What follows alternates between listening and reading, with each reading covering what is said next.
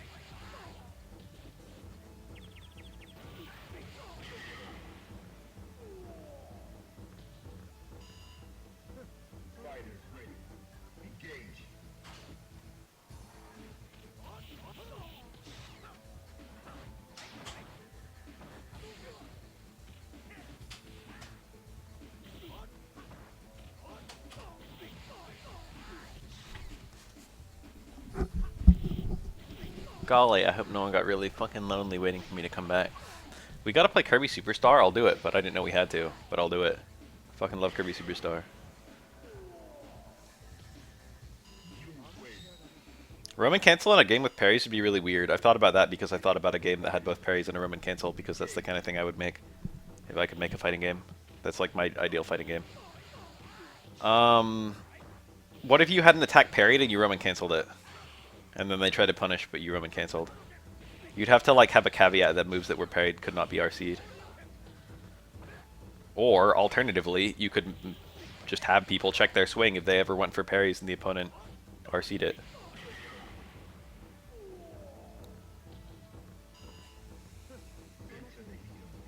Parry to force the opponent to RC. I don't like that. You would have to, maybe it might be alright if you just let the opponent have to do the RC instantly and not be able to react to the parry. So it's like you could do a deliberately bad meaty, like meaty crouch jab, which could be parried in either direction, and then RC it preemptively, trying to get the opponent to parry into button. That might be alright.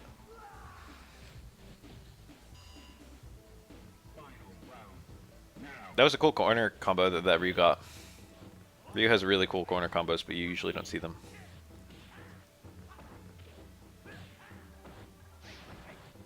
Parries are free in this game, but people usually really don't like the kill the meter in order to kill the character kind of system.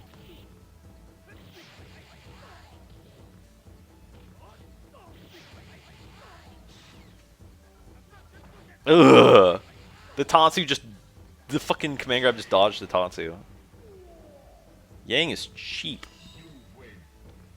I went downstairs looking for some kind of snack to munch on, and my grand totality of snacks to munch on was a banana.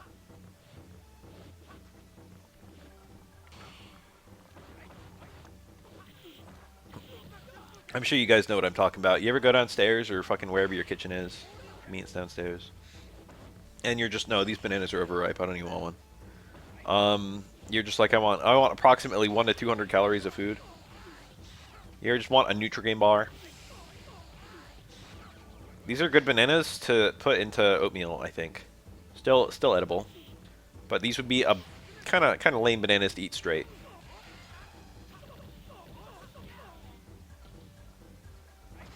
That was a free parry. Come on, Ryu.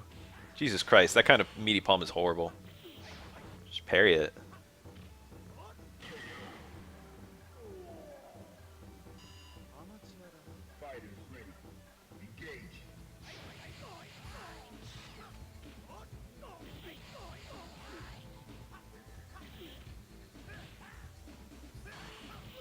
Nice. A little TC. A lot of people ask me, they're like, what's the TC for? Okay, walk back close fierce just worked. This was that same Ryu last time who did walk back close forward on a twin. And I was like, what? Why? Now you just did close fierce. Nice. Good parry. That probably doubled as a OS block if Yang crossed up too, so, you know. He probably timed it like that.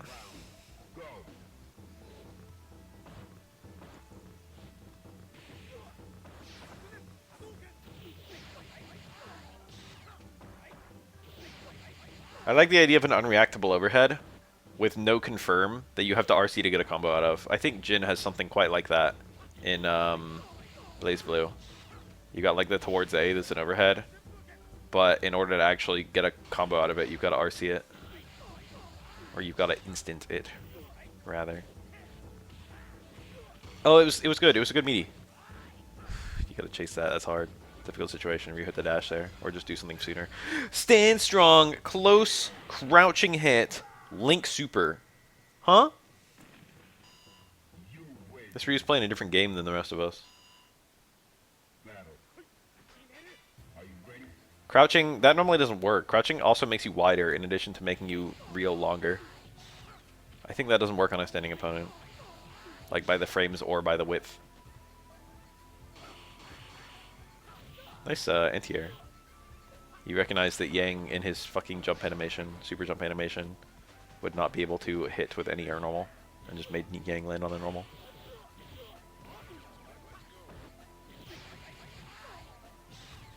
Twin neutral jump, neutral super jump moves backward for whatever reason. Ask Capcom. Ooh, that meaty. It's pretty low risk. Technically, it's possible that Yang could have done low parry into throw and thrown Ryu out of the EX fireball after he burned the meter. But most people, when they go with wake up parry, they do wake up parry into like button.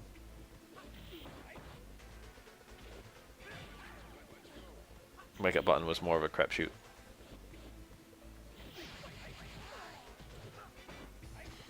That palm cancel is kind of cool. It's low risk, high reward.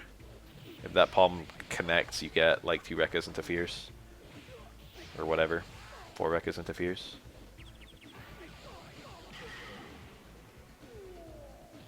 I've never seriously played BlazBlue very much. I've only played very casually and I didn't, you know, truly understand what I was doing. I mean, I know the mechanics of the game and stuff. But when I did play, I had a brief period of playing Platinum and a brief period of playing Bullet. But I think if I was going to go serious with the game, I'd probably play Hakumen. I have a good understanding of how Hakumen works, and I like what he does. I bet a lot of third strike players like Hakumen.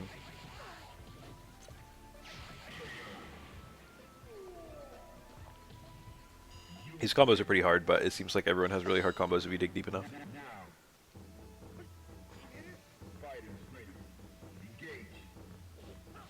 Ew, that was... Yang had no meter, so he had no conversion from stand strong. Well, I mean, he could have just done stand strong, stand short. The problem is stand short didn't go into anything without meter.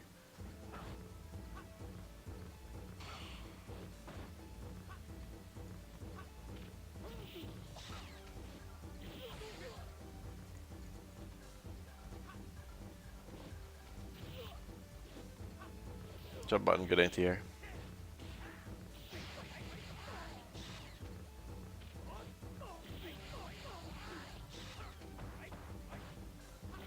That was third parry. Ryu went for the red on third Rekka, I guess. You already don't get a punish on 2 Rekkas most of the time. Depends. Unreactable ass overhead. Yang looked like he was caught jumping.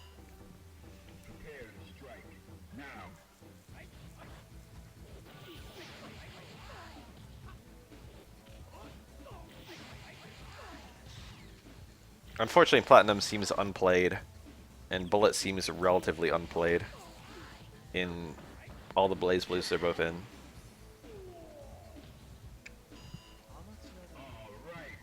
Alright, look at Ryu's meter, though. That's all well and good, Yang, but look at Ryu's meter. It's kind of scary. I think Bullet was considered to be low tier for a long time, right? Couldn't tell you why. Oh, didn't get full connect, though. It's not too bad. You could do worse. That's, like, honestly good for Yang. He'd rather eat that kind of super than have Ryu not use it.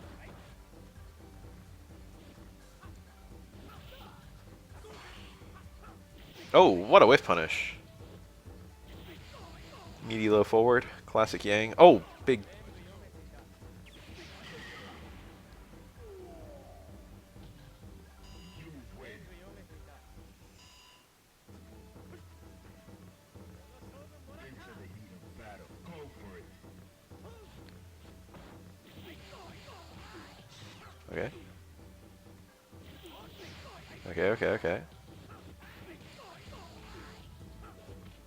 Okay. Okay. Okay. I didn't think it would dizzy. It did. I would have spent the meter there just to be safe. I would have done the X-Rekka.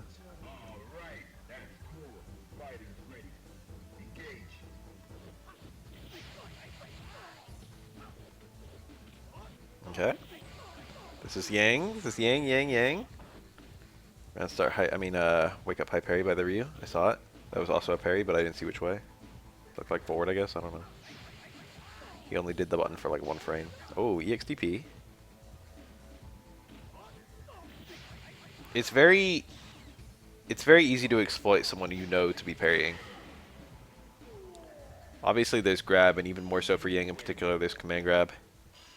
But even just fucking with your timings and your directions, you're gonna be ahead in damage most of the time against someone who you know is gonna parry. Normally parry is kind of like balanced by the fact that you think they might block too, you know. But Ryu kind of made his intentions known there.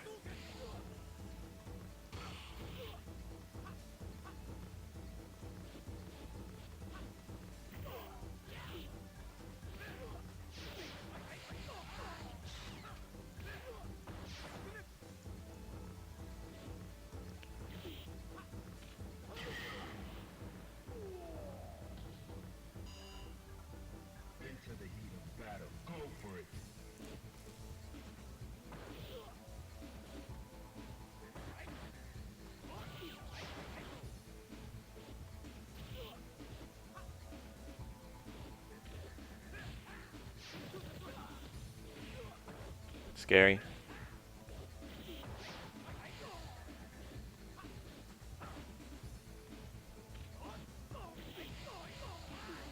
I think damage is pretty low.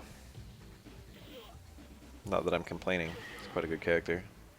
That hit on the back. If Yang did a forward parry, it still would work though. It's kind of weird looking. Didn't actually matter the hit on the back. It was kind of cool to see that anti-cross-up hitbox. That's probably a punish though, even though the universal overhead hit. It's just a really, really close point blank. First frame universal overhead, usually pretty minus. Ooh, what a punish too! That roll is really bad to get out like that. Really bad on block. I downloaded Ape Escape today. I did it. I actually did it. I was like, I'm gonna need this if I want to play this game. It's a matter of time. It's mere days now. My game's going okay. I haven't made significant progress for the last like week, which is kind of lame.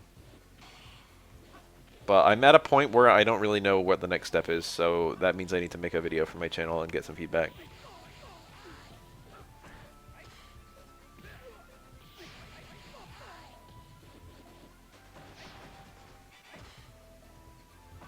Oh. EX Fireball? Yang probably did block expecting EX DP or regular DP. EX Fireball was a nice halfway because it's still decent against someone doing parry into button. But it's safe on block.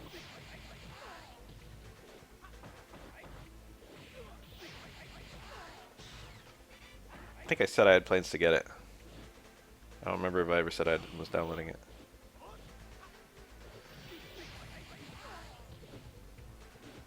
I did eventually get it. I didn't actually even buy it, someone else bought it for me.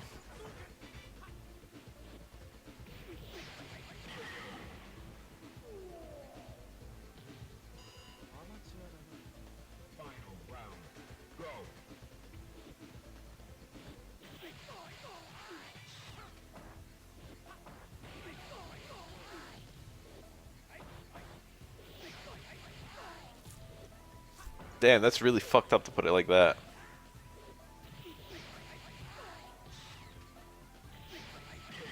Breaking people's things is fucked up.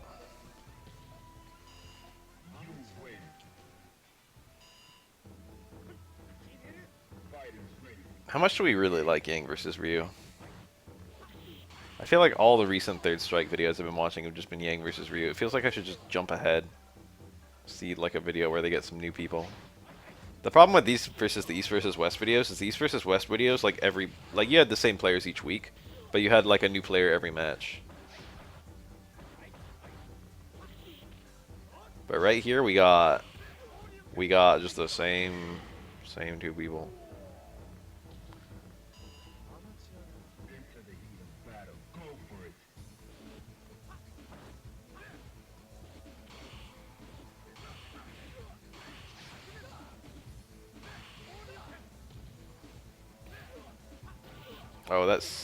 Oh, it's SA1 Ryu now. Cool. Oh! Yang probably didn't take very much damage from that. There it was, see that? It was low forward EX Fireball, but Yang hit. Ryu burned the beaner, but Yang still hit Ryu first. Before the EX Fireball could come out. Oh, dash in, far fierce. Undoubtedly cancel to the stand right now, so it was parried.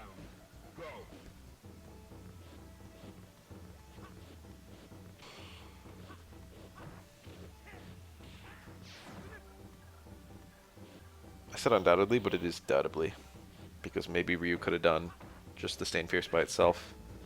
And had Yang parry twice, anticipating a roundhouse. There's some merit to that. Pretty low connect, but he didn't get a combo. Crouch fierce, rare footage. You don't see that normal very often. It's not really that it's bad, it's more that it doesn't do anything. It might be bad. I see it so rarely that it's hard for me to say with a certainty that it's good or even okay. I think it's okay. I think it just has no like mix-up component or anything. It just doesn't do anything. What an EXDP. Okay. I think Yang's beginner friendly. If you can do 3 Rekkas, if you can do 5 EX Rekkas. EX Rekkas are a little hard. The thing is, you can use, after the first EX Rekka, you can just use 1 punch. Oh.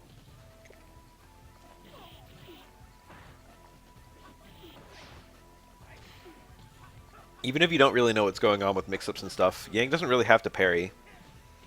And all your mix-ups are super obvious. I think even a beginner can do low forward Rekkas.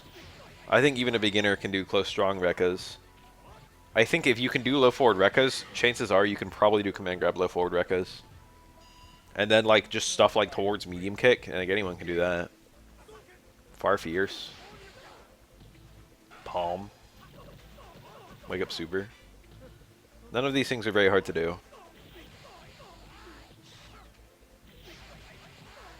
I've definitely found that I get a lot of feedback that pushes my game in a direction that I don't want to go. So I have to be very selective on which feedback I want to use and which feedback I want to ignore. And that's kind of fucked up saying I'm going to be ignoring this feedback. But you have to weigh what people want with your artistic vision.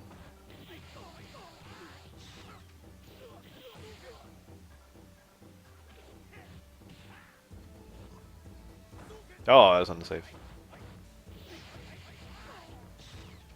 No, I'll take feedback from anyone. I just have to... I look at the feedback in a vacuum.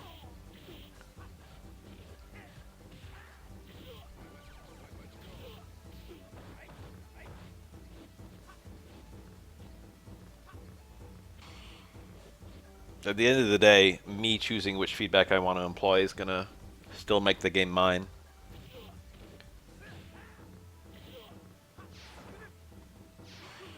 Ah, parry timing's different based on Ryu's range. That looked like the 3 slow parries version.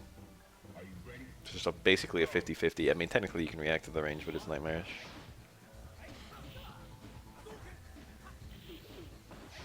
It's either dot, dot, dot, or it's dot, dot, dot, dot, dot.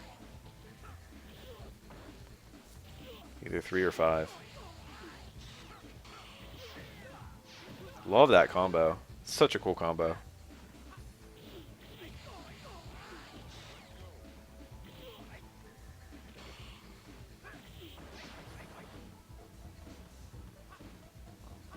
I've felt that as a game dev now, is sometimes I program exactly what I want, and then I find out it sucks.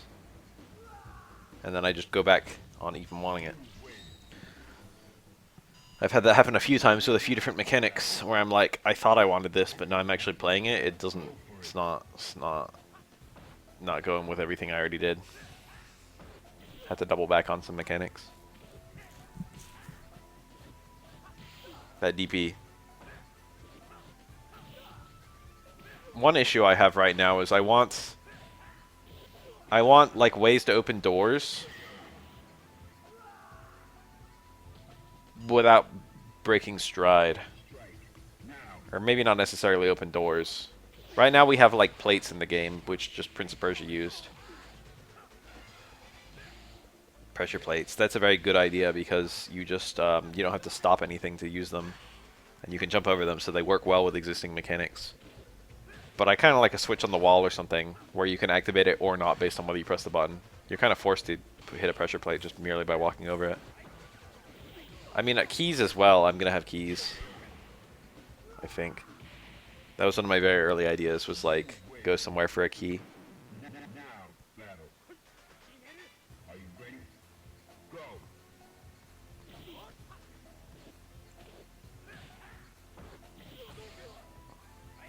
It's a very obvious idea that Prince of Persia didn't have.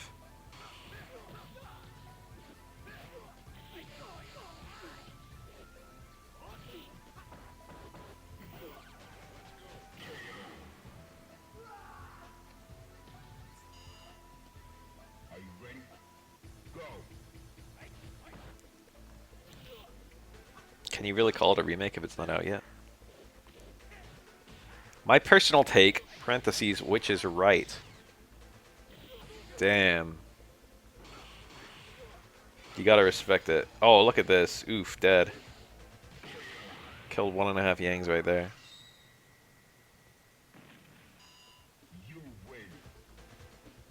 I have an idea for something that wouldn't have been possible when Pop was made. I don't want to spoil it though. It's also probably going to be optional.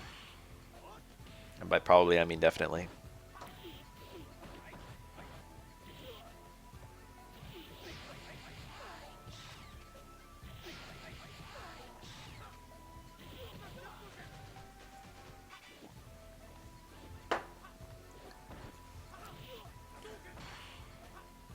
It's going to be crazy hard to program though.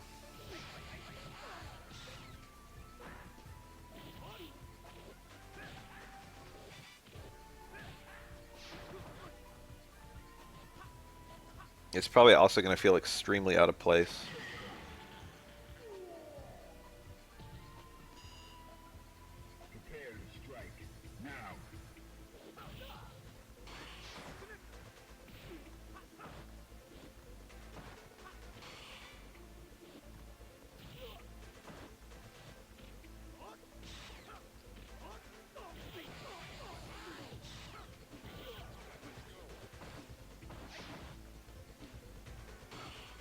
Orbs? Put orbs in my game? The main character shall be an orb.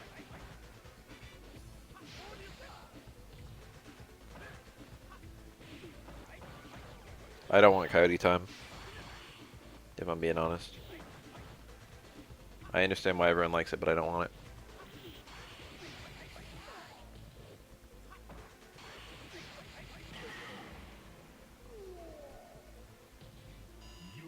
I liked how it worked in Donkey Kong Country, where you had Coyote time only if you rolled off a ledge.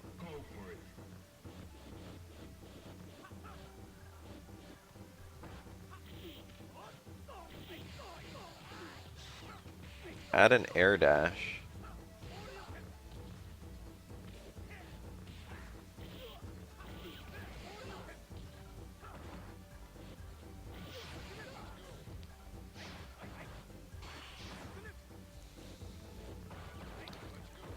Add a shotgun with infinite bullets where whenever you shoot in a direction, you get propelled in the opposite direction, and then have that be the movement mechanic.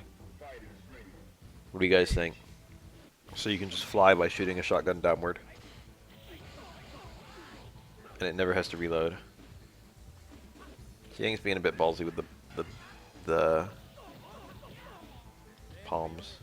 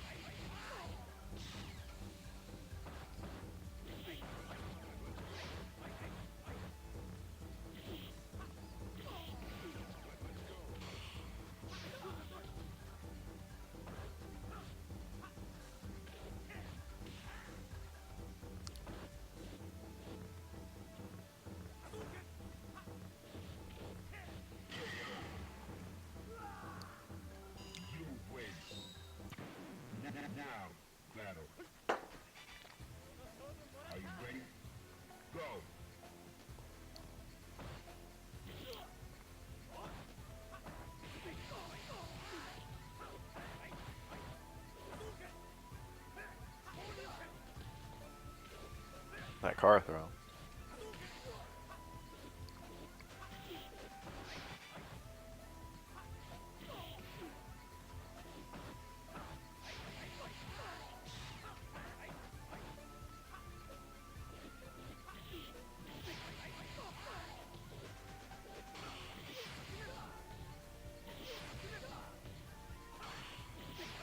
Damn. Meaty lift forward.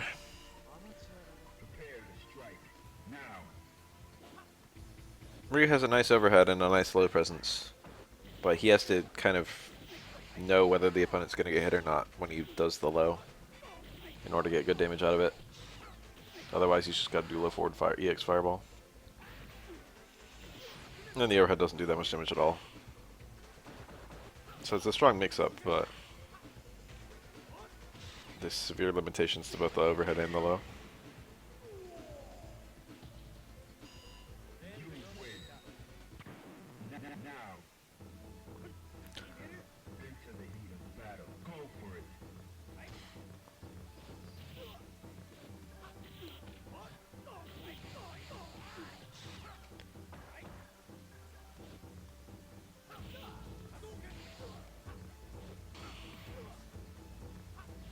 Good.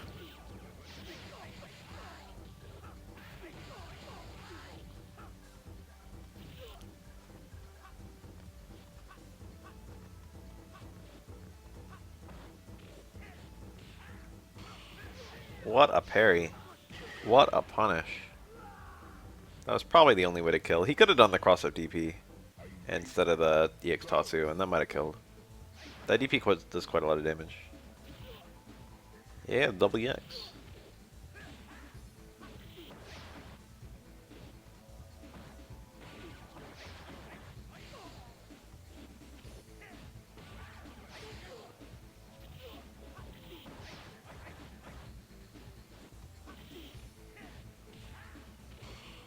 DS Pop game.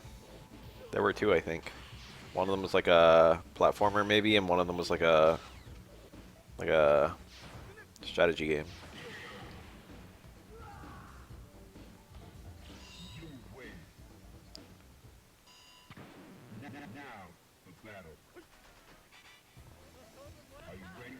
What mechanics do I need these doors to open for, huh?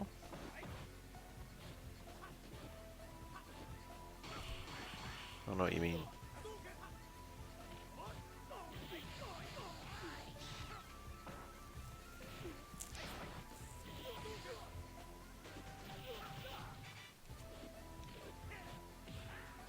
It's progress, baby. Door shut, do thing. Door is now open.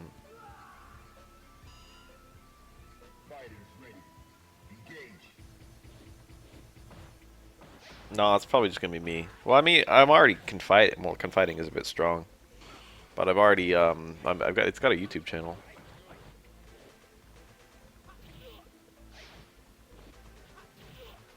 I'm already giving it to anyone who wants to look at it. Okay, that does just work on standing opponents. I take it all back. I forgot. I forgot that was a thing.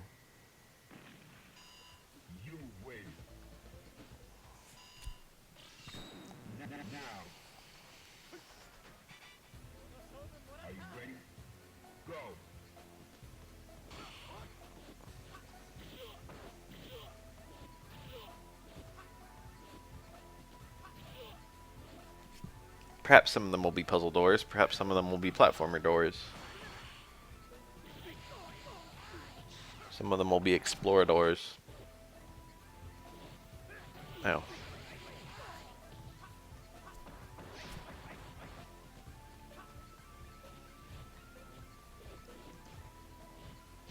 I gotta think hard about how linear I want my game to be. I want it to be mostly linear. And I want a whole lot of exploring. I want the player to only be able to go so far in the wrong direction.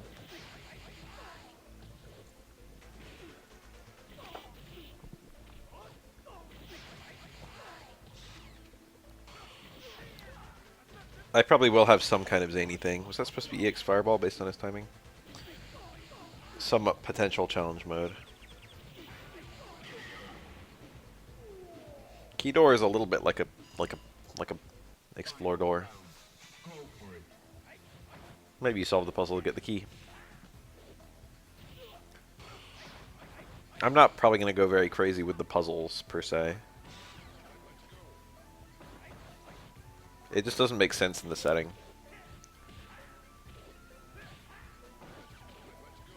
It doesn't make sense in general. Unless you're in a fucking, like, secret temple. And the person who built the temple wanted to make paths that, like, you could solve puzzles to go through. But this game's just going to be taking place in a cathedral.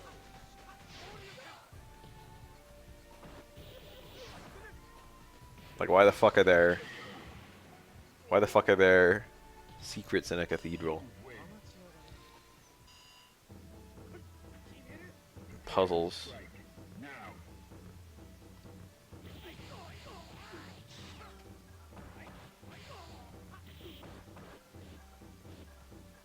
It's gonna be a big cathedral, though.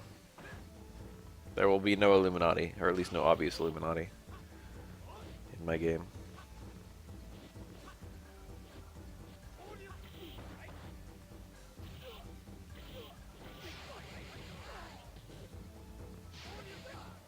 That wasn't even reversal. Get it together, Ryu.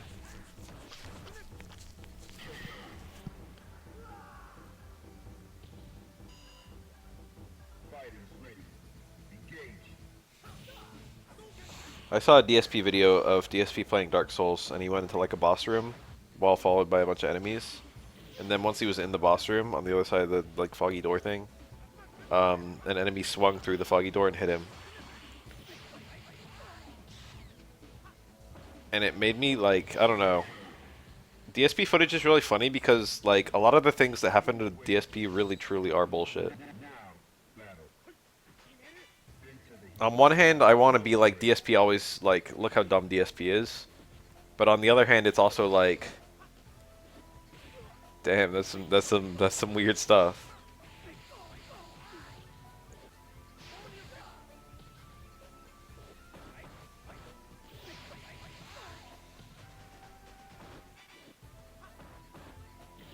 I'm sure everyone here has seen the fucking video of DSP attacking the Mimic from behind and then still getting hit by an extremely bullshit hitbox.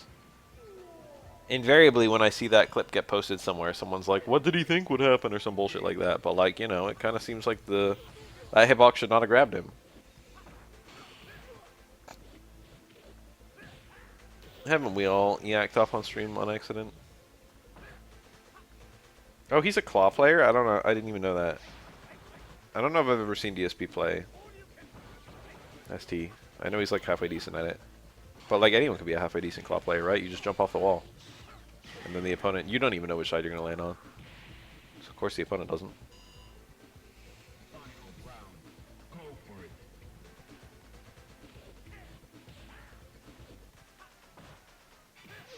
Damn, that was a parry. Ryu just did a guess parry. Ooh, the Tatsu didn't hit right, I think.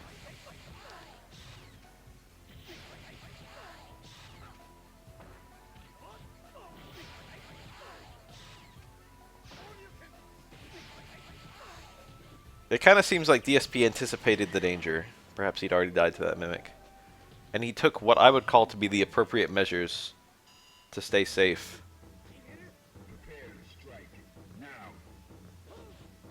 And it didn't work. No, I think that DSP not taking criticism well is part of his success. I think literally the exact opposite.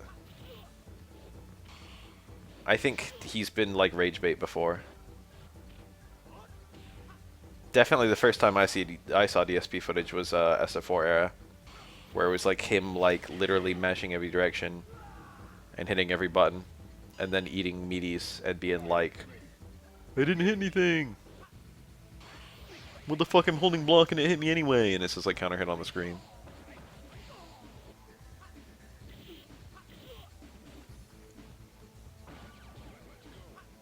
It's like, yeah, he would have been better if he wasn't doing that. He would have not been like, no one would have made fun of him. But also the video wouldn't have been shared. At the end of the day, like, him earning your respect means nothing. The thing he wants isn't your respect. The thing he wants is your viewership. Look at that.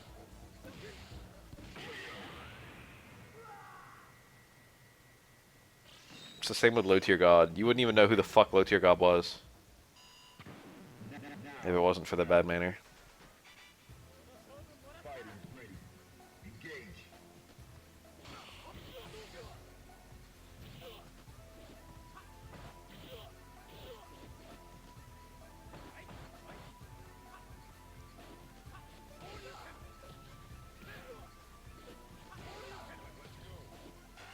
Ah, he wanted that meaty and he missed it. When you're looking hard for hit versus block and you get a whiff, it's hard to interpret that.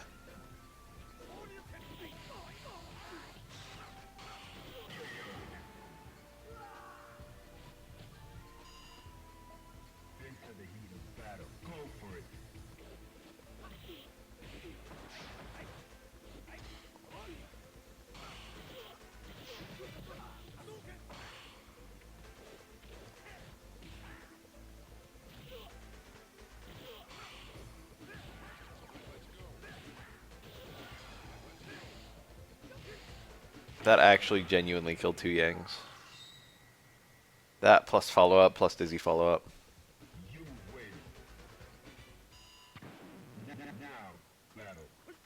He was behind the mimic, yes. There's another clip I remember seeing of him a lot that got posted all over the place.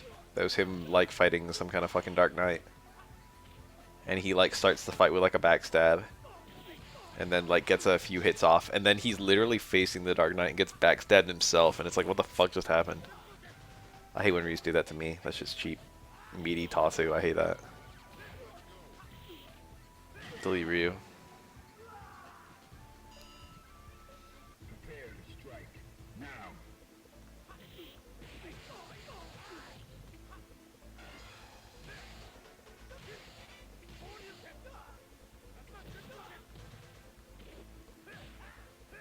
Horde Sphere's meaty. It's not horrible, but it's not great.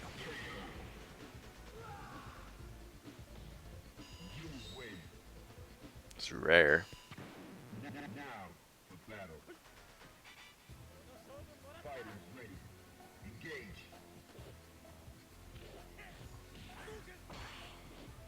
Ugh.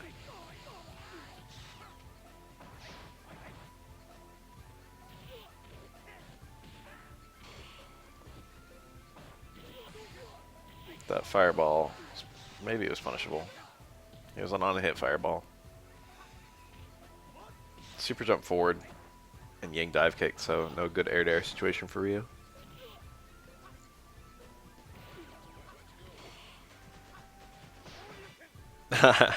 Whiff an air normal and then EXDP on landing. Anyone would hit a button or tech us right there.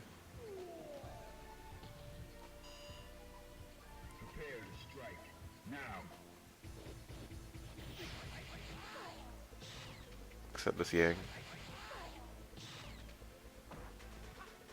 I really feel like I should just like look for footage that's not a Shadow or Yang. Just because there's just all the time I've been doing third strike uploads recently, it's just been Shadows and Yang. Feels like I should just do a little bit of searching. Even if we miss some cool third strike footage, it just feels like, you know, people who want Shadow and Yang, they've kind of had their fill.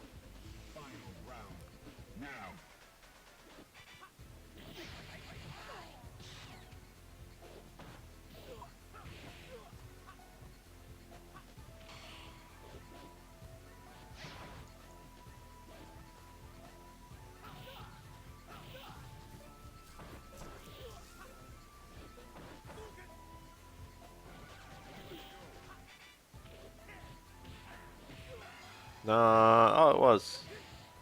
Didn't look that deep. It was a crouching opponent, but it didn't look that meaty. I guess it's a one-frame super. Kind of quick. Only need to be plus 2.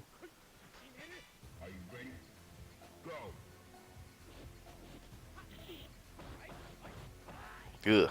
That wasn't punished. Couldn't Ryu low fierce that? 3 rec must be low fierce punishable. That's faster than low forward and also stronger.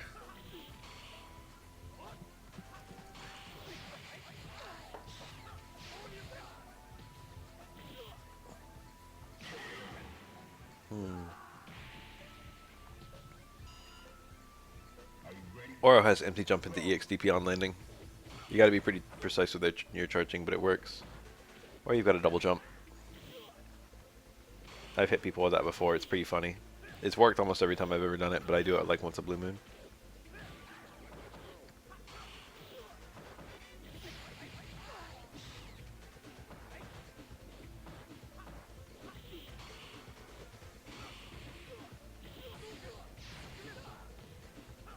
Alright, let's jump around a little bit. First time ever. This video is almost over. This was just a whole video of Ryu vs. Yang. This one has that really good Ken in it, so it's a shame that I'm going to be ignoring it. There's Akuma too. Akuma's a bit tempting. No, it's just Shotos and Yang.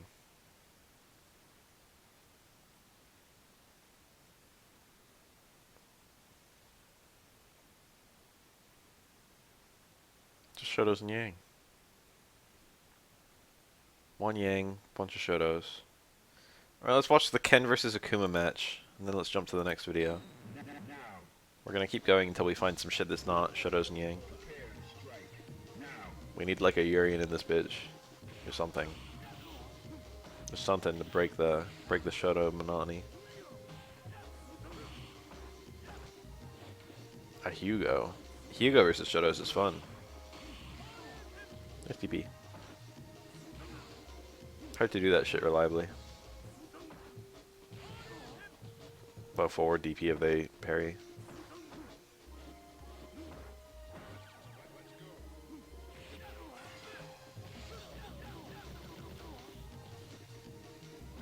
Oh, that cross-up was unseeable. That's some bullshit. I never would have guessed that would have crossed up. That's when you know the Kens are fucking incredible. Every Ken goes for that mix-up, but it's very rare that I'm wrong about which side it would have landed on. But I would have been dead wrong about that one. He's a master at it. He's found the perfect timings and spacings.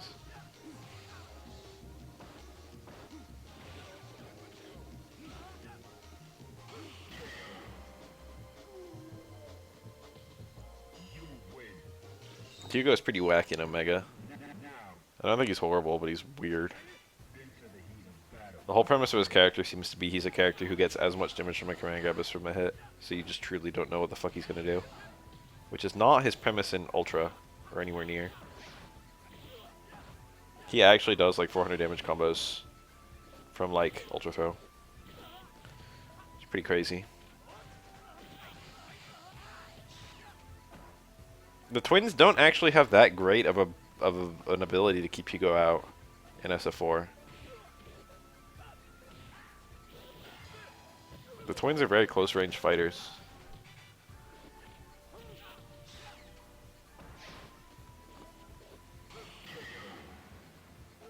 I get like Akuma's jab reset into KKZ like 1 out of 3. It's impossible to be reliable with that shit. I don't know how anyone does it. You can't even piano it. If you could piano it, it'd be okay.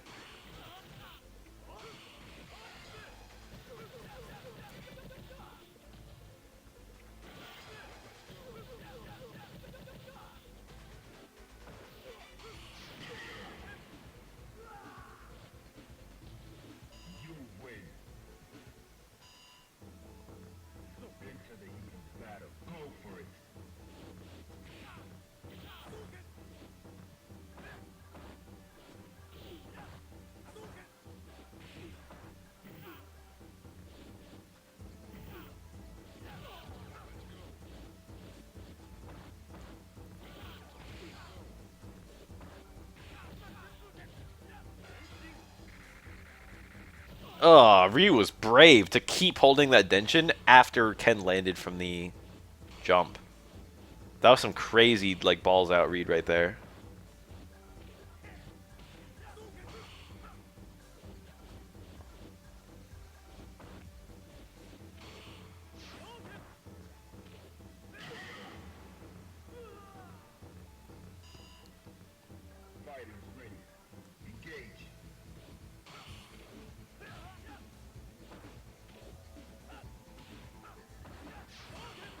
The one parry. He's like, wait, this is not something I get a punish on. He just went back to blocking.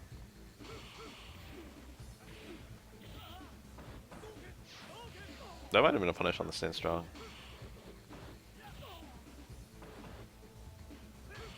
This Ken's great.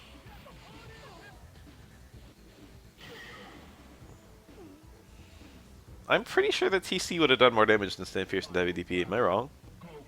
Couldn't he have done TC into jab DP? Isn't that better? I don't even know if that's better. I thought it was. Maybe it's just better because it confirms and it's not actually stronger.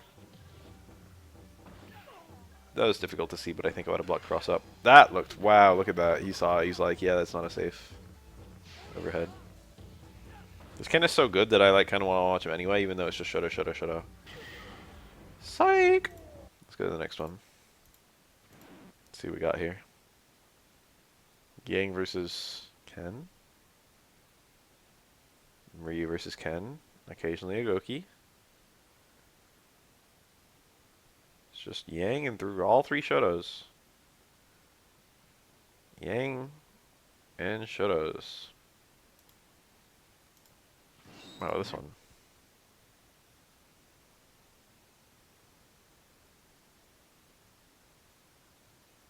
This one's just Yang and Ken. There isn't even Ryu or Akuma. Alright, please hold while I dig around.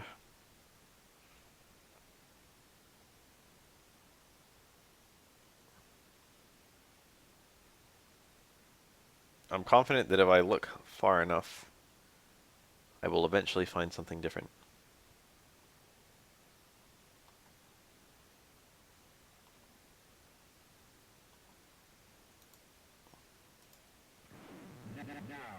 Oh, now we're talking. Look, there's a Dudley. Oh my god, it's a Necro. Oh my god, what a new flavor this is. Oh my, look, yeah, look at that. Yeah, look at them swing around their fucking huge dizzy. We love Necro. We tolerate Dudley.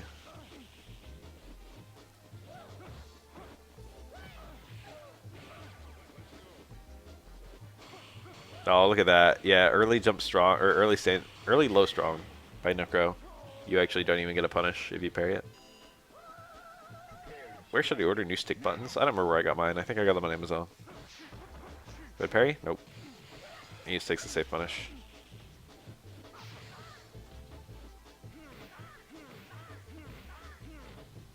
I think it would have kept going. And also, Dudley doesn't even get a punish there if he gets all those parries.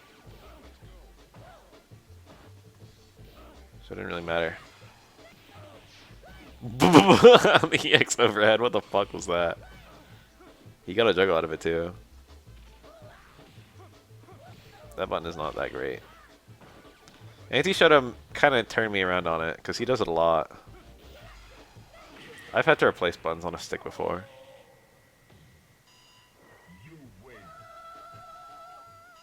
I also bought a new gate at one point. The stick when I bought it had a square gate, and I didn't like it at all.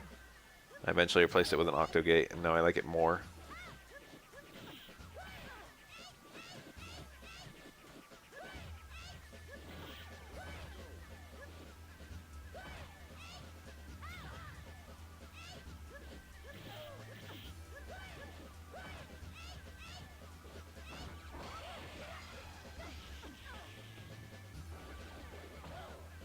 People who play on a round gate,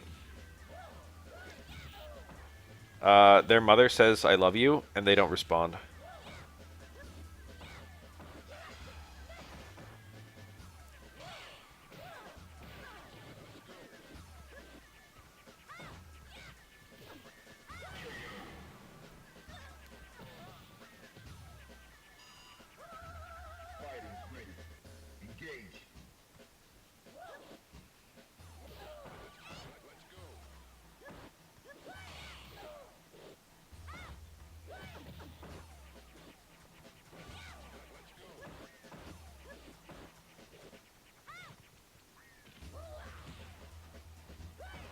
I have no opinion on Chun-Li's design in Third Strike. Oh wait, I do. She ruins the whole game.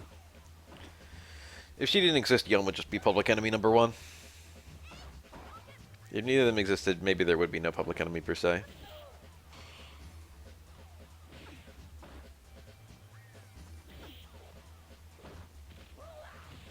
Oh, just her appearance? She does look nice.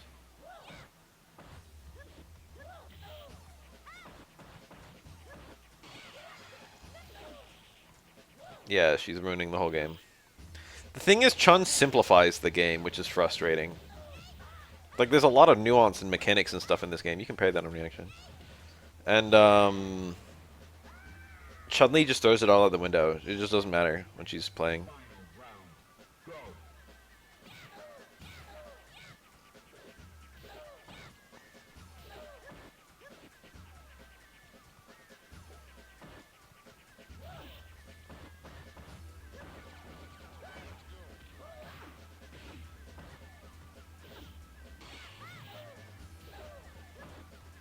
It's like Chansey in red, blue, yellow.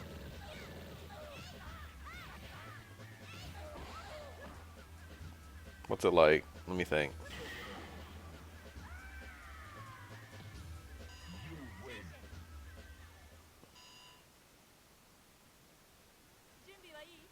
It's like Pet Shop.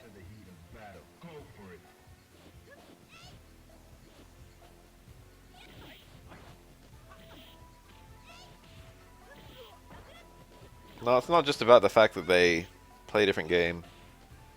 It's that they play a simplified version of the game, which removes all the nuance.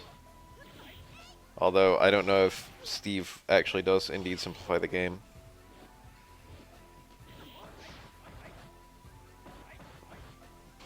Yeah.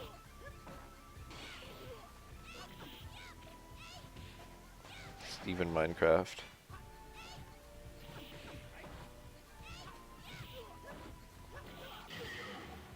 It's like if you had a character who literally like didn't even just played rock paper scissors, like actual genuine rock paper scissors, that character would be balanced.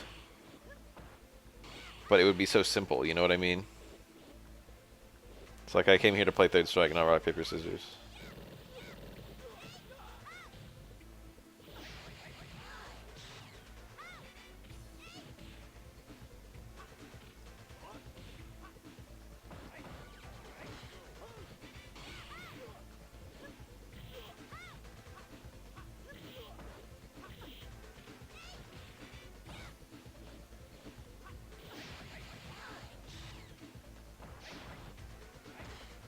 Chun-Li's like the only character in this game who actually truly punishes parries. Her risk reward is better than yours. Like 100 times better than yours if you're looking for parries against her.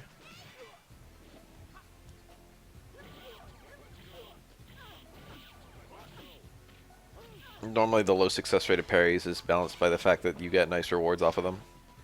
But the low success rate of parrying versus Chun-Li is like further made worse by the fact that if you're wrong on your parry, and I don't just mean like you go for a high parry, but even if you go for a mistimed low parry, you eat low forward super.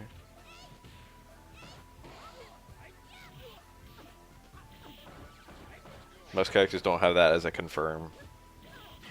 Most characters don't punish you. Most characters don't have like a confirm to punish parry attempts. Chun-Li's would just pick SA1 and she would just be high tier instead of top tier. So it wouldn't change that much. It would be more fair, but it wouldn't be way more fair. If you're gonna do that, you might as well ban fucking Gene as well. And then you might as well ban some other shit, I don't know. There are a lot of supers you could ban to make the characters closer, but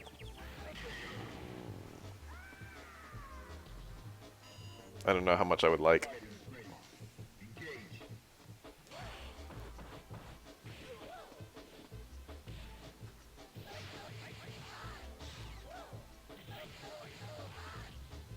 Chun-Li's manageable even with SA2. What about Oro? Are they just gonna ban my SA2 and my SA3? They're both good as hell. They're both better than Shipu.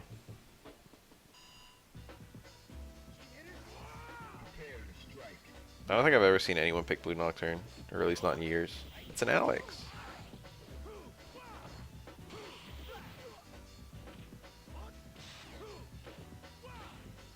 There's like a few supers that you just never see. Can't remember the last time I saw an Alex player pick SA1.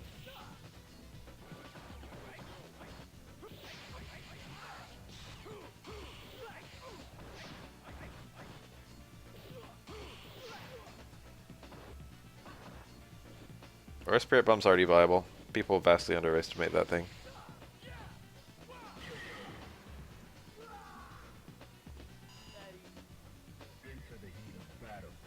extremely good at the two things it does. I use it all the time.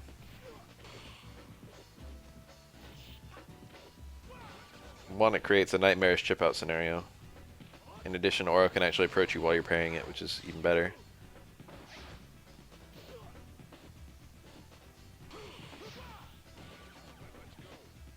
And two, it does more burst damage than any other thing Oro can do when he's in SA2.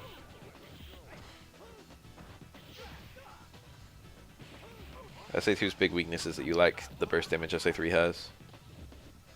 You've got to go for like unblockables, which means the opponent can parry out.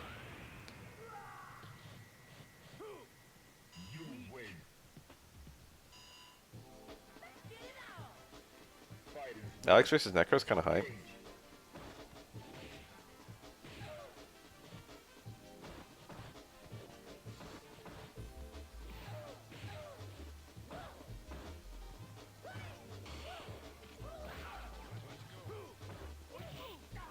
If you want to do like 50% in one go, you've got to use EXSA2.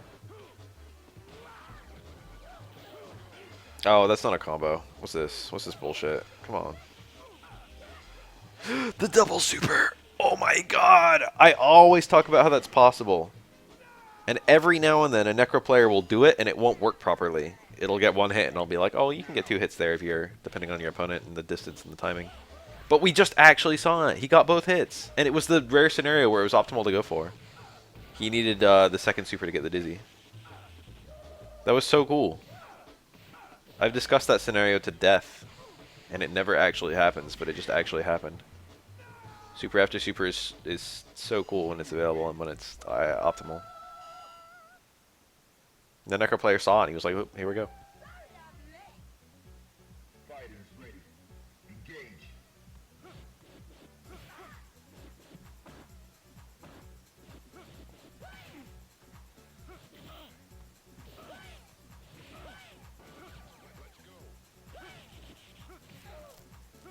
Ugh, that was a jump in punish on the down towards, or down back fierce.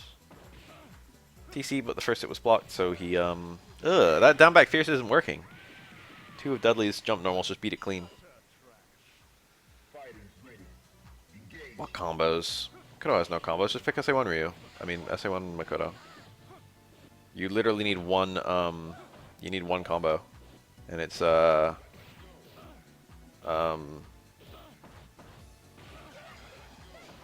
it's Hayate Super. It's not that Dudley's air normals are that good, although they kind of are. They're not, like, crazy. It's just that his jump arc is so good.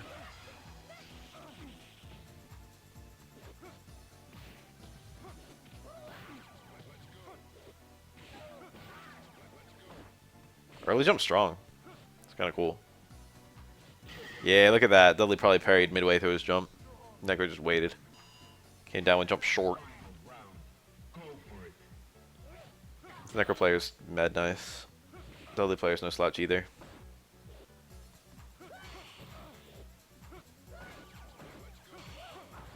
Does a punish. That back strong into super works exactly like Chun-Li though forward into super. Except obviously the range is way less. And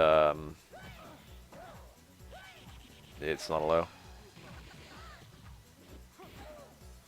Being a low is mildly better because it prevents opponents from being able to walk around. But the actual mechanics of it are the same. It's got like a it's got a non-stop cancel window for its whole animation.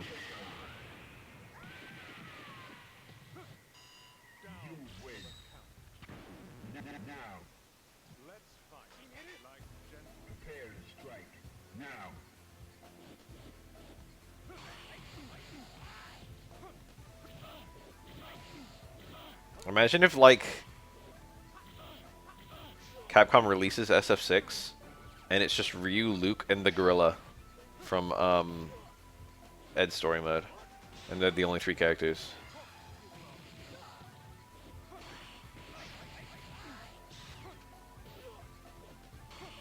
I doubt even Capcom knows the full roster for SF6 right now. It's like you can play as Ryu, Luke, or a literal gorilla.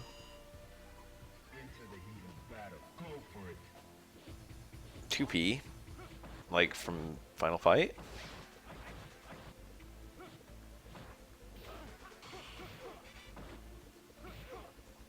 Capcom's like, we know how bad you guys wanted us to bring back the whole roster of SF1, so we brought back the whole roster of SF1. Here you go, guys. Now you can play as such beautiful characters as Joe and Retsu and Adon. The people you've been wanting to play for years. I almost want them to do that, just to see the redesigns of all the characters. I wonder what they would do for Mike, though. If they would just make it Balrog.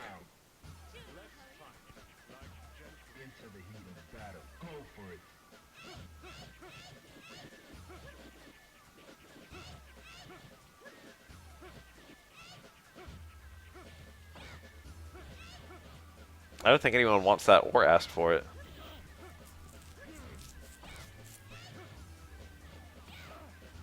You're kind of supposed to rush down Chun-Li when she doesn't have the meter. It's kind of scary though because she has good tools to halt rush down. But it's not damaging is the thing. So you might as well just YOLO because nothing leads to pain. Oh, at least she's back to 0. Gonna be a hard round to win though. Starting roster 20 to 25 is optimistic, but I guess possible. More likely is 16.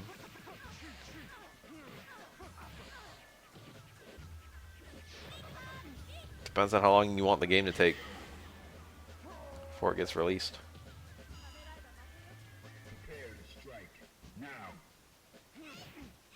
You might think that SF4 had a starting roster of 25, but actually it had a starting roster of 16. And we had to wait a whole year for them to make the rest of the 25.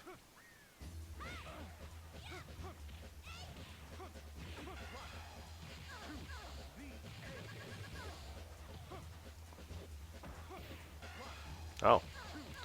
Thought they landed 2 supers, so now you're dead. That Rose didn't even hit. I don't know if Deadly players want the Rose to hit or not.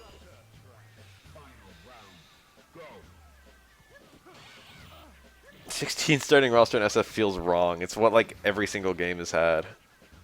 The final roster of SF2 was 16. Plus Akuma, I guess. But SF4 had 16, SF5 had 16, and SF3 had, I forget, 10. SF3 had a very small number of characters. Maybe it was 11 at launch. Nice. Really good confirm. I wouldn't have seen that in a million years.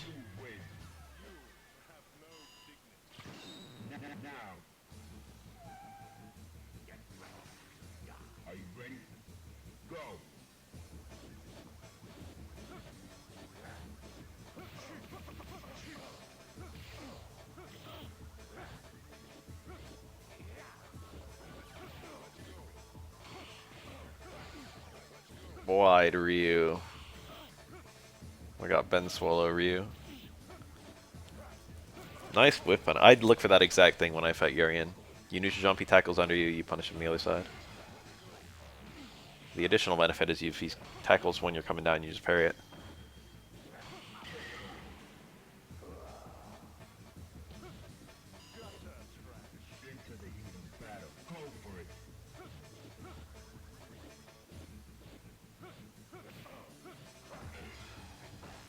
Lyrian.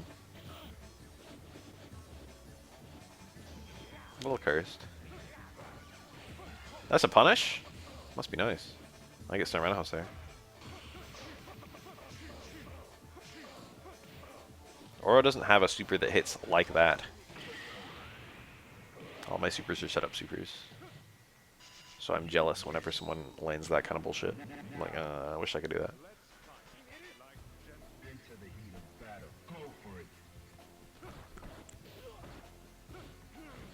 Why is Urian blue in third strike? He's lots of colors in third strike.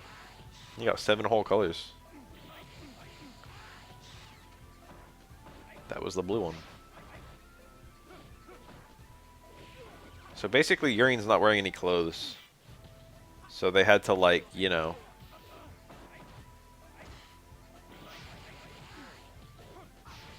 They do something with his alternates. They did the same thing for Hua in KOF 13. I think they did the same thing with Adon and Alpha. Anytime someone's wearing no clothes, they like alter the skin color.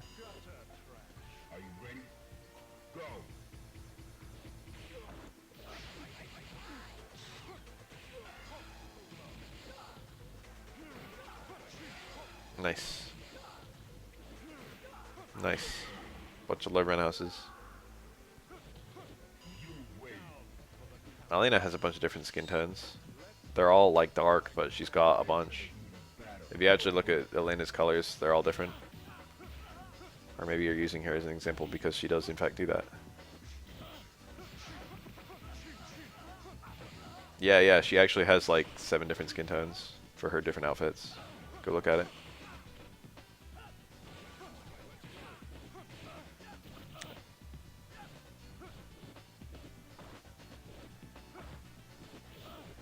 It's not just the hair color. I think Ken has a couple colors that have slightly different skin tones. For sure the secret color is different skin tone.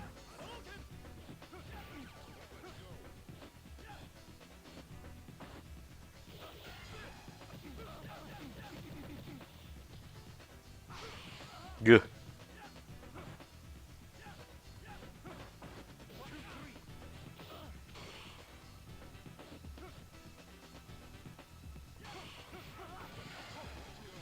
What a punish.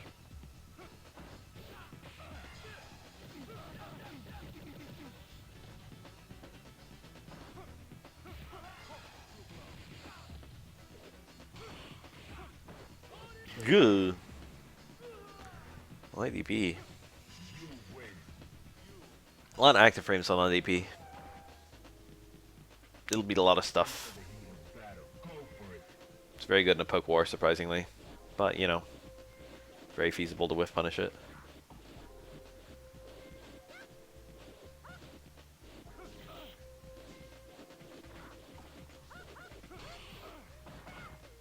Did we like Ibuki?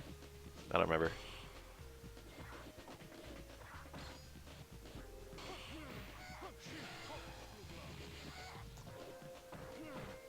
That sounds like bullshit, but I'm going to choose to believe it.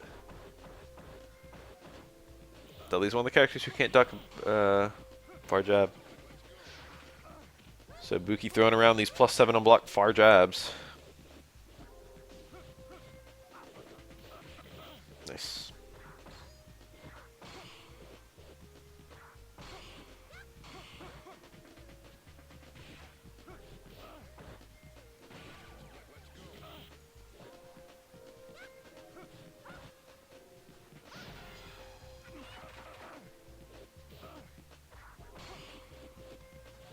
On a hit?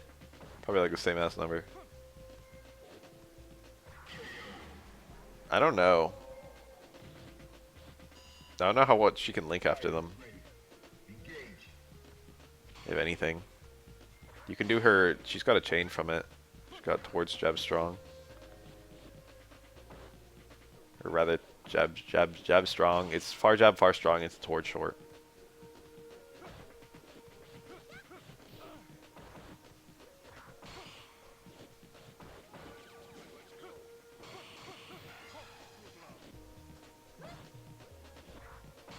Jaundice, I studied that. People go over to foreign countries and bring it back with them. I forget what causes it. Maybe it's a fucking bug bite or some bullshit. I feel like it's a bug bite, but I could be wrong. Spread through bugs. Someone look up how jaundice is spread.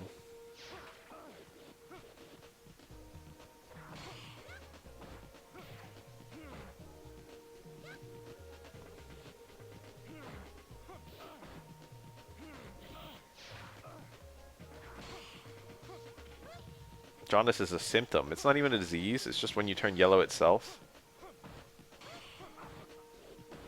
Damn. Alright, I clearly didn't pay attention in class. Alright, jaundice is given to you by a disease that's spread through bugs. One of them. One of them bug diseases. Ooh. There, look, there's the TC. We saw it. Red? No. That's a pretty low risk red to go for, so a lot of people go for it.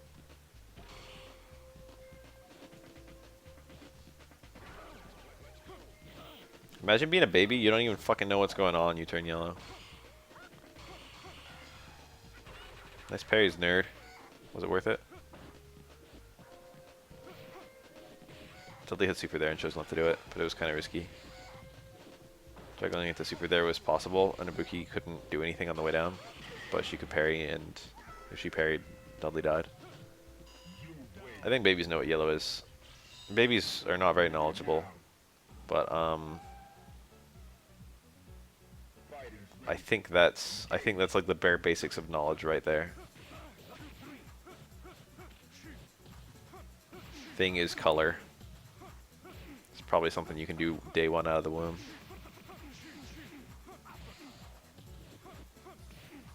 Now someone's gonna come in and tell me that actually babies don't see in color until age 2, or some bullshit like that.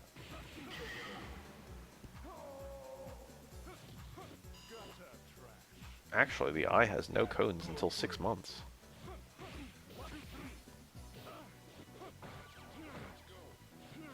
I can buy Don't See fully.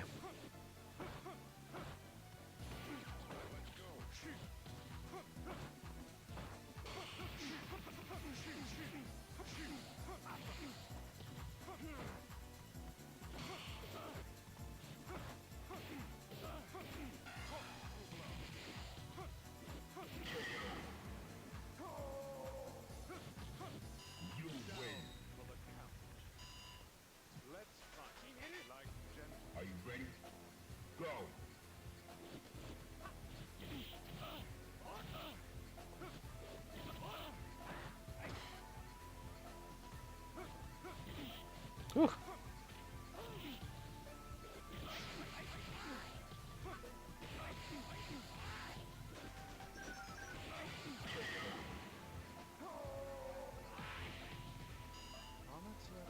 Alright, that's cool. Are you ready? Go!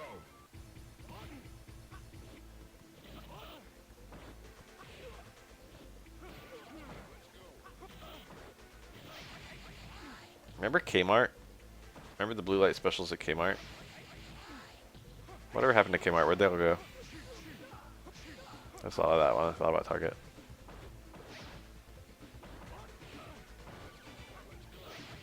I remember there being a lot of Kmarts. Now they're just gone. It just feels like they both should have been existing.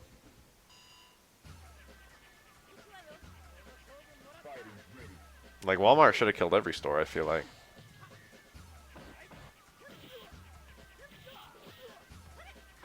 He didn't parry. Shake my head. Just parry it. This shit, even if you're not waiting for it, it's a free parry. It's easy. I get it every time. You don't always get a punish, though. That's one thing. Even if you parry it. Depends on where she is.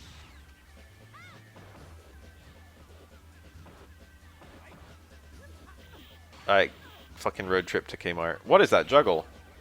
Is that a failed super jump cancel and he just cashed out? That was pretty cool, too. Far strong. That's actually really cool. Prepare to strike. Now.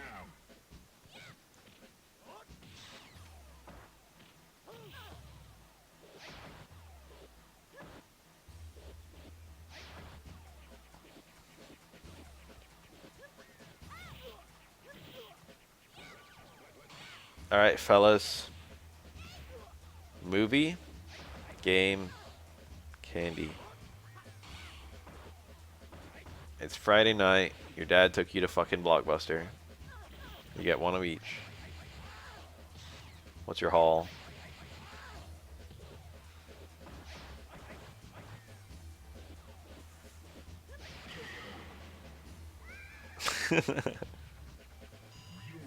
Just choose. Let nostalgia. Let your body answer for you.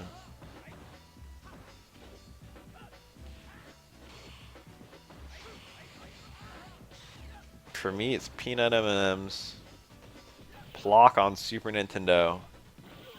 And, I don't know what the fuck the movie would be.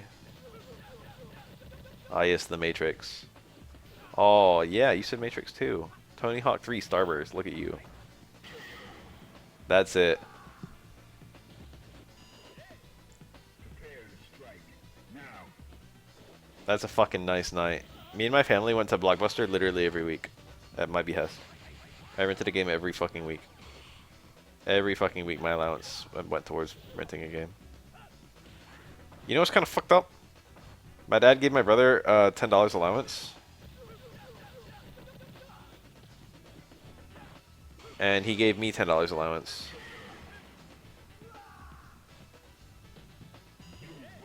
And I rented a game every week from Blockbuster. And like, you know, that doesn't cost $10. But my allowance was just spent once I rented the game. It just like went to zero.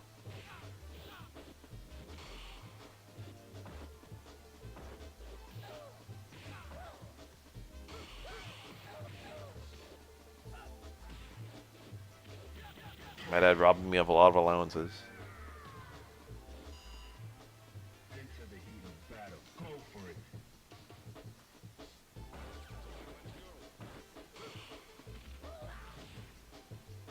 When I think about how much my parents probably spent on feeding me, it's like, can't you really give me like a little bit more allowance? You're already giving me so much money for food. Especially when they took me to restaurants I didn't want to go to. It's like, shit, just fucking feed me at home, save the money. Give me the money in the form of allowance. I didn't have those thoughts yet as a kid. Remember fucking Matchbox and Hot Wheels? You know how much fucking Hot Wheels car costs? It's like $1 today, if even. It's like less than $1. How much was it back in fucking the 90s? It's gotta be way less than that. I would say I want this fucking thing, and my parents would be like, no. It's like, fuck, it didn't even cost anything.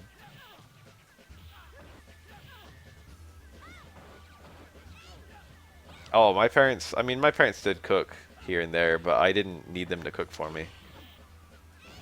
A lot of nights I had a fucking Lunchables for dinner, and that's how I wanted it. I wasn't even, like, fucking abused. I wanted Lunchables for dinner. I like Lunchables. There we go. See, the can parries it. Do you know how much a Lunchables costs? It's like a couple dollars. Are you ready? Go. My mom has never, ever eaten anything I've made. Occasionally I've offered it, and she just always says no. It hurts a little bit, but not a lot. Wow, you always see double DP with light DP there. Very rarely do you see EX DP. This is that new meta. Ken's just like, well, I got a lot of meter. I don't think EX DP would add so much damage over light DP.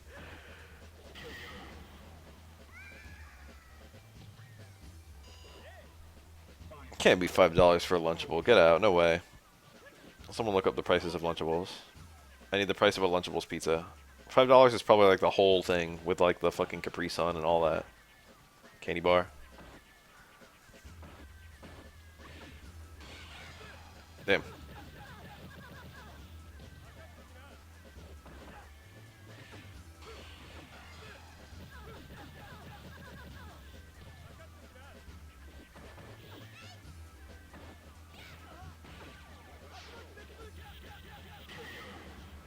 $175 for a Lunchable sounds cheap. That sounds like one of the cracker ones. Now. Fighters ready. Engage.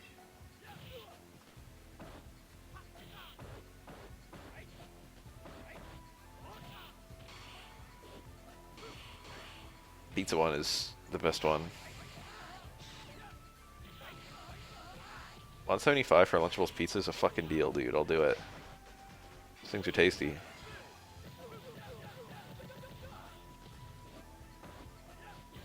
Flashbacks to that time where I ate the MRE in my backyard in the fucking pitch dark. He didn't have a super, so he couldn't spend a super on the kill. Sad. And the fucking bread that came with it tasted exactly like Lunchables pizza bread. But like it came with peanut butter instead of Tombstone pizza sauce. $2.60 for the pizza with a crunch bar and a Capri Sun. What the fuck? That's not $5. A crunch bar by itself costs like $1, so that's a deal.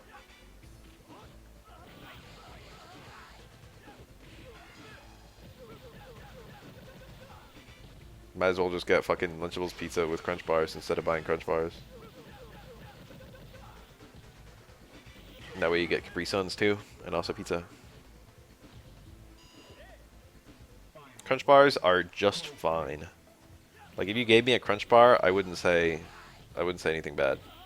But I would never go to a store and buy a crunch bar. But anytime I had a crunch bar, I'd eat it. 100% I would eat it. No question. I would eat it and enjoy it. Ken probably rolled the wrong direction there. He probably thought it was... No, I don't know actually. Who knows? It's a mystery. Tiny crunch bars almost like more.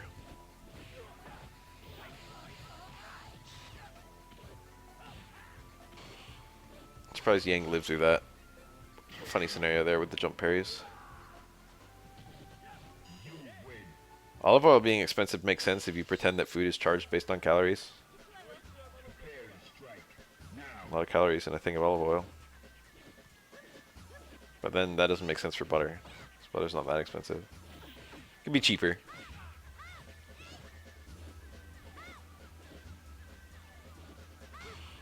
I got some ciabatta in my freezer. Every now and then I pull some out and put it in my toaster. And then spread some butter on it. And butter on ciabatta is pretty fucking nice. No way. What? Did he really just super whiff punish a fucking Chun-Li low forward? That did not look like a punish. Am I crazy? Looked like she fully recovered. That's crazy. You have to do that crazy fast to punish. I think she just committed to something else or something. I don't know.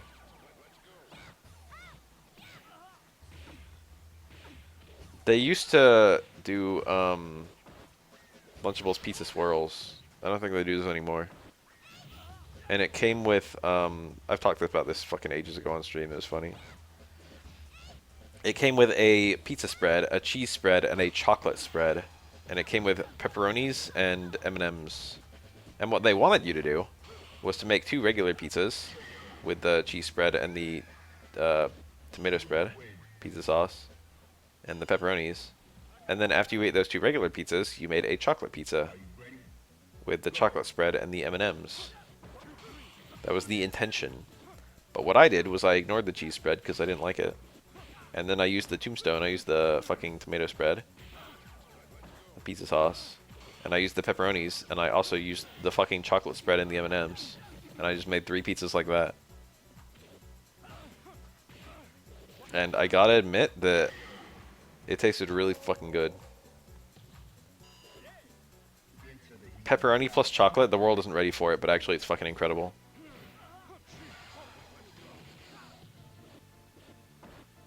Like, people aren't willing to acknowledge that meat plus chocolate is godlike. But once they come to terms with that, they'll realize that they've been missing out their whole lives.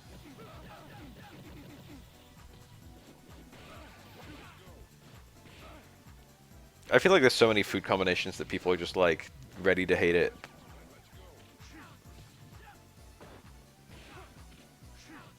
Without giving it a fair chance.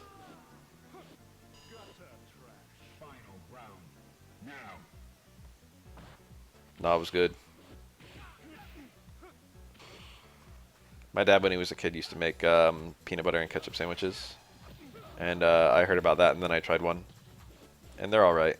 It was a bit weird the first time I tried it, but I tried it like 4 times, and every time I tried it, it was better than the last time I tried it.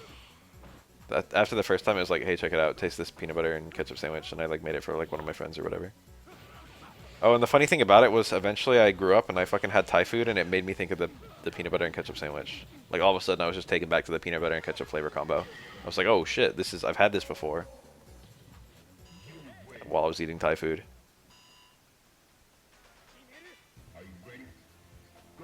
And it's because of a lot of Thai food has like peanuts plus vinegar plus tomato plus I forget. But you got like enough ingredient crossover that I could like taste it.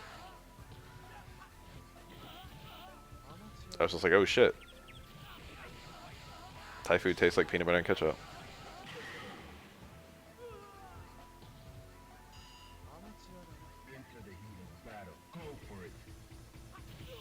I mean, my dad was a kid, he made it for fun.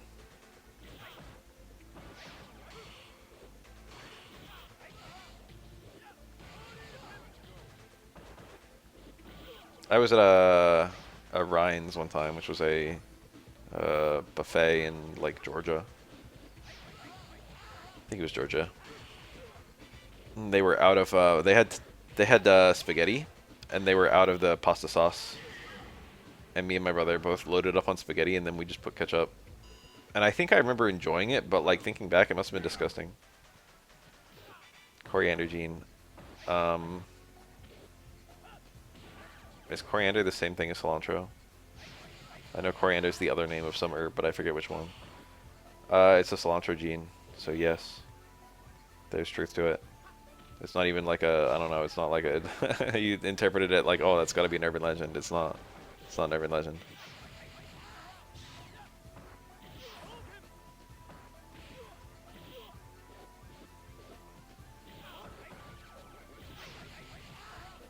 I do not have it. Cilantro tastes great to me. Great and not like soap. You win. Prepare to strike Both twins.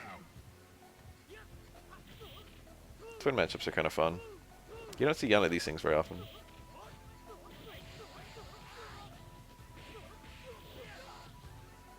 A challenger appears. I like eating soap.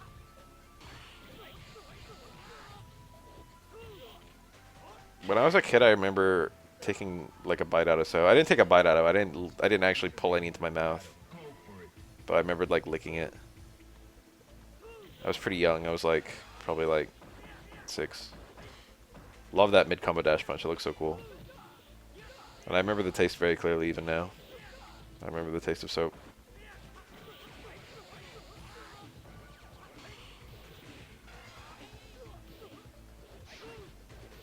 It was a bad taste, but I think I remember licking it a few times anyway.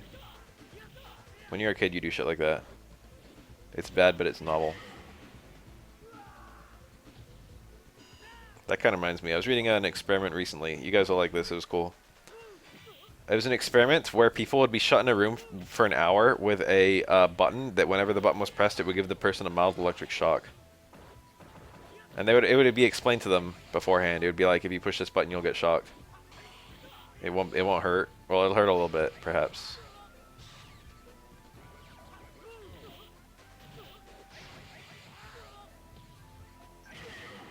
And then they'll just be left in the room. They'll be like, okay, just sit in this room for an hour. You win. Fighters ready. No, but I gave a mild electric shock to the person who hit the button. And most people would hit the button, which is not surprising. The vast majority of people did in fact push the button and get the mild electric shock. The thing about it that was kind of more interesting is that almost everyone hit the button many times and received the mild electric shock many times.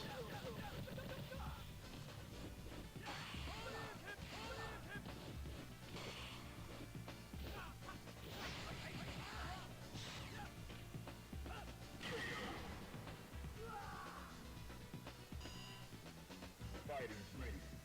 Engage. You think it'd be like, you know, the first time it's just like, I wonder what it's like. I wonder what the shock feels like. And then you find out. And then you're still in the room for another, like, you know, 55 minutes with the button, and it's just like, you know. Did it really feel like that? How bad was it really?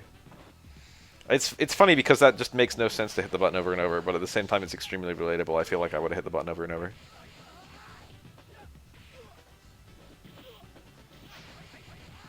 Just fucking playing on your phone for 30 minutes and you're like, I kind of feel like hitting the button again. You win. Remind myself what it feels like. Oh. What's all this chess? Now, find a new rival. Welcome to the world of Street Fighter 3. Prepare for battle. Oh yeah. If you watched competitive Third Strike, you will see this matchup. Yeah, they had phones, I think, right? I don't actually remember. I thought they did. I think they had like stuff in the room to occupy them. If it was truly just you and a button and nothing in the room, I think I would fucking be mashing that button like crazy. I think I'd be hitting it every other minute. Maybe it was just nothing. Maybe they didn't have phones. I just don't remember. I said yes, but I actually don't remember. Yeah, go look. Go look. If you know the experiment, you're probably right. Fighters ready. Engage. An hour in a room sounds fucking boring. I'd hit the button over and over. Not even a cool experiment anymore. Alright, what are you supposed to do? Just lie down in the corner?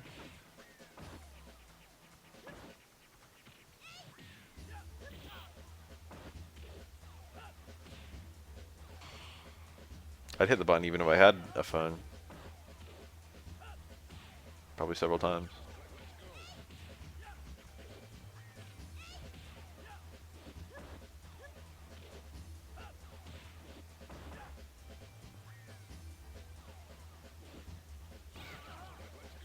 The thing is, like, you wake up from your nap and you're still feeling groggy, and you hit the button, then you're not feeling groggy anymore. Smart. You win.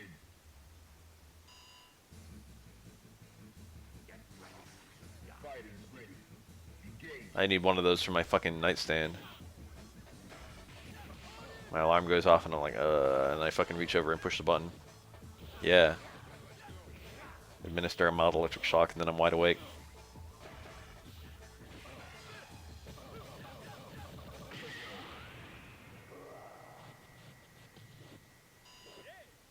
Are you ready? Go. There's an article that I still remember. It was novelty alarm clock, a lot less funny at 6 a.m. or something like that. I was like, eh. I've seen a lot of cool novelty alarm clocks. There was one that was like a target that you had to shoot. There's like a little gun with a shot like little darts. You have to hit the target with the darts in order to silence the alarm. You got to be at least mildly awake to do that, I'm sure.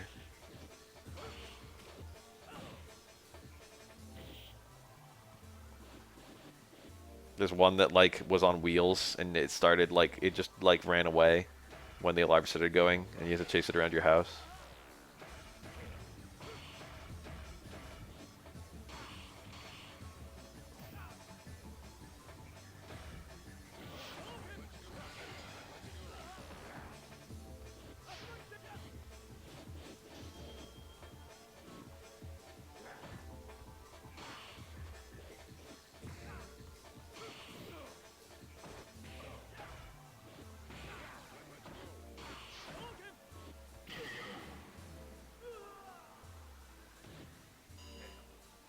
Final round. Now.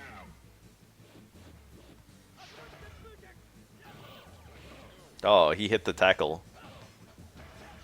Probably gonna be tackle mirror just to fucking create some space or some bullshit. I don't know. It's a weird tackle to do, I guess. Okay, there it was. Same idea. Did not pan out, to say the least.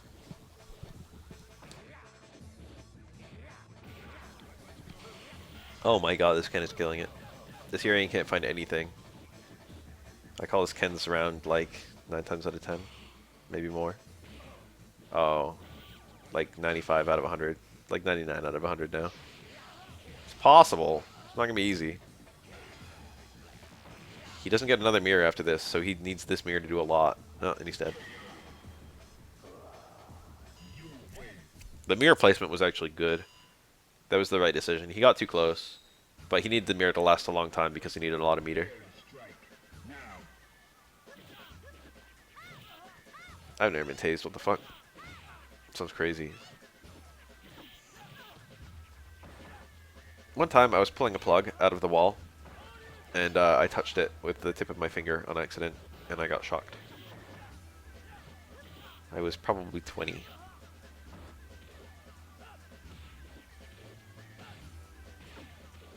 It hurt. And I remember my arm kind of stinging for a little while. About a couple minutes. 10 minutes. I hear the voltage is much higher in the UK. It's hard. The way their plugs are designed, it's harder to do that. But when people do get shocked on accident, it's probably more painful. I don't know. Perhaps even more dangerous.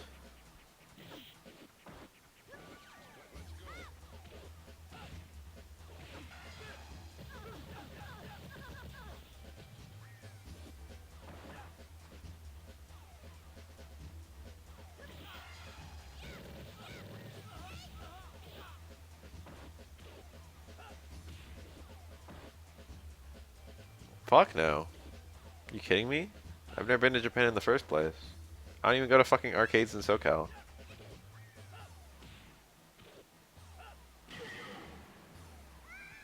I would argue that the active phase perhaps hasn't even ended though. Now, into the heat of battle. Go for it.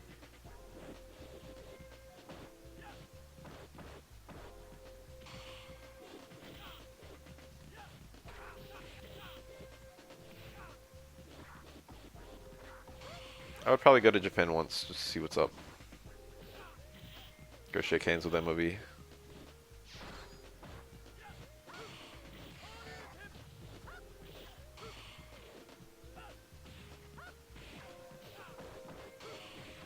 Oh, he had the super link. What the fuck is this? That can't have been good for his meter. Maybe it was. He did get the me scenario as well because it's a hard knockdown.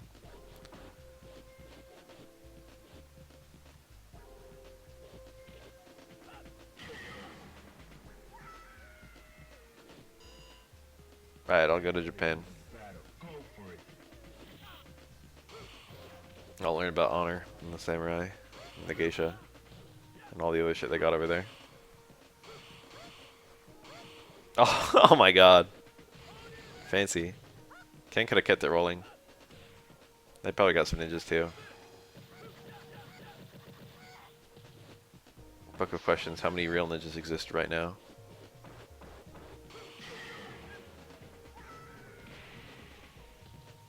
You win. I'm wondering about this philosophical question. Prepare. Yeah, I'm coming back with my very own Hatsune Miku. I'm sure they have spares.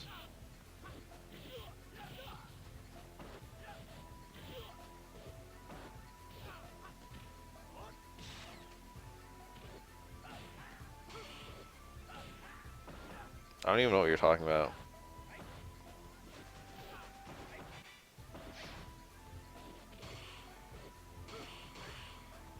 Oh, wait, I get it.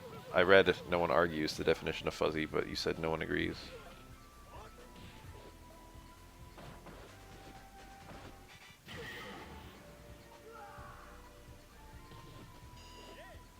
Into the heat of I battle. mean, I think the word fuzzy is kind of, like, inexact on purpose. I touched fuzzy and I got dizzy. Not only did I do that in Yoshi's Island, I also did it in Super Mario Last Impact. I think it was. I definitely played at least one Mario ROM hack where I touched fuzzy and got dizzy. I want to say it was that one.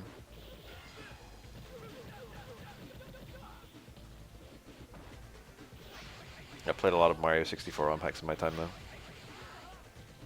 My favorite was Super Mario Bounce Adventure 64 or whatever it was called. Or I think it was just called Super Bounce Adventure, since Mario wasn't even in it.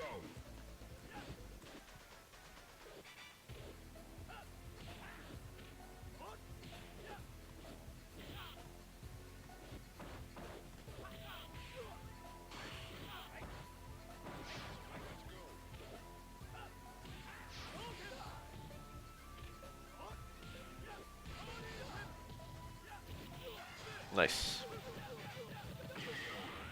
Damn, that did kind of a lot of damage. You win. Must suck being a twin player. Now. Fighters ready. Engage.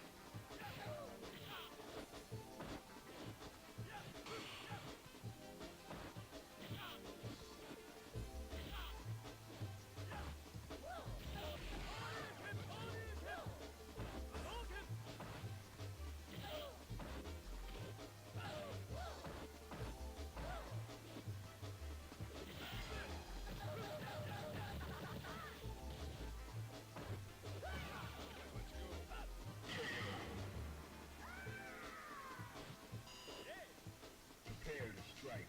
Now. I've played whole games for the JPEGs before. I played Moemon, I think to completion once, just to see all the different sprites. But that's at least a good game.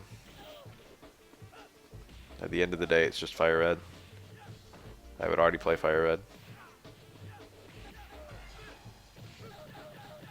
I didn't spend any money at all. But like, if I had to buy it, If I had to pay what I thought it was worth, I would have paid at least $1. Win. Are you ready? Go. Fun games have largely passed me by. I have 3 games I ever open on my phone. I didn't play Arceus yet. I have Chess, the chess.com app. I have Lee Chess, the Lee Chess app. I got both. I've got Nonogram Galaxy. Probably the one I play the most. Do some nonograms.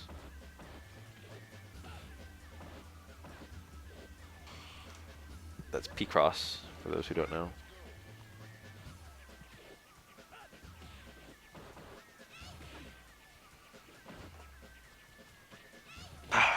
Rika versus Beth chess stream right now. First to 10. Look at all those parries.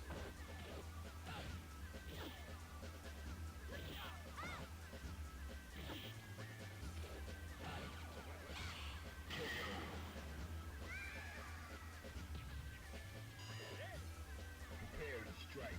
Now.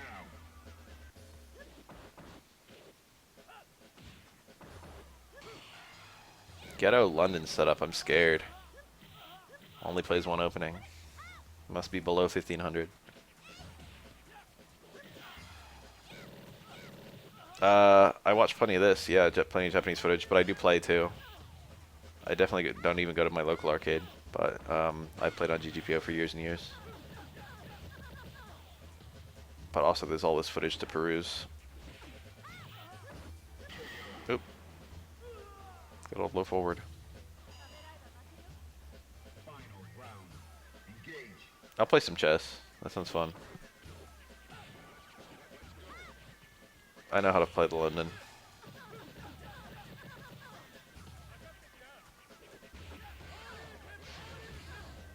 That time EXTP was probably the right play.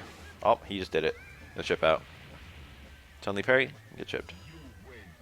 You win. Oh, we actually don't know. Perfect text priority Now. over all other letters. Are you ready? Go.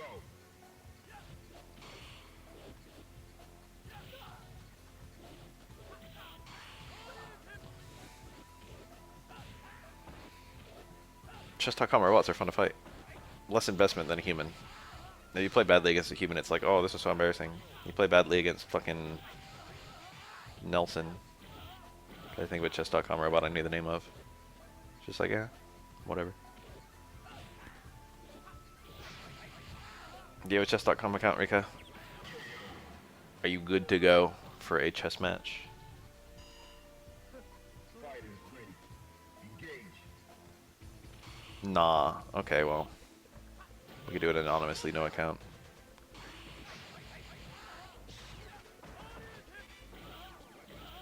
I looked at the timestamp and I already forgot what it was. I can just stop here, it doesn't matter. I was gonna go to bed soon anyway.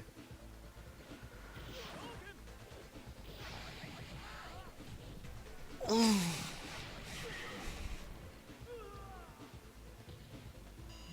win. Now. Tell me once it's made and we'll play some chess. I will flex.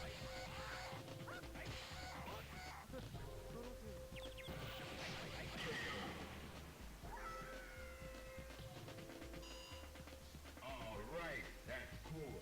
Fighters ready. Engage.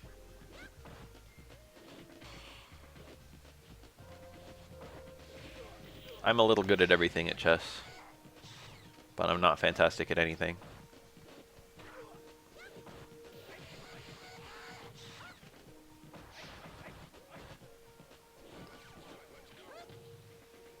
Made one, that was quick. Alright, well, I'll watch the rest of this round because we're here. And by this round, I mean this match. Hi, hi, hi. Hi, hi, yeah, I think it is. Damn. Look at that vermilion, what's it called? I forget the name of it already. Vermilion Mist. Something. Hi. That's like that. Vermilion Mist Bird? Is that it? I forget. It's the actual meaning of Kasumi Suzaku or whatever it is.